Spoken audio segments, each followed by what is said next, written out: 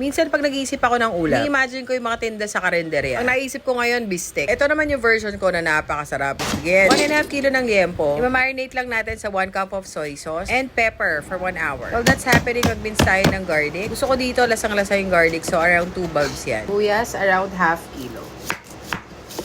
Ay, mali. Ring dapat. Bistek nga pala to. Pag-bisa na lang natin to, balatan muna. Buo siya, diba? Then, we're gonna slice it into rings.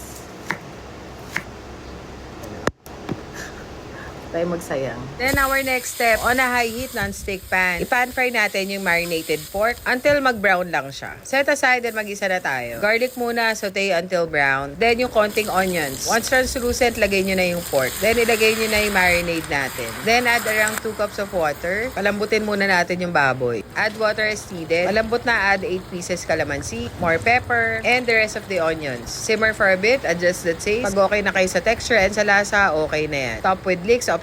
And that's it. Nakagawa ka na ng pork liempo bistek na napakasarap. It's another recipe na may enjoy ng buong family. Normally, ginagawa ko dito pork chop pero mas masarap para yung liempo. Try nyo yan and share nyo to para happy ako.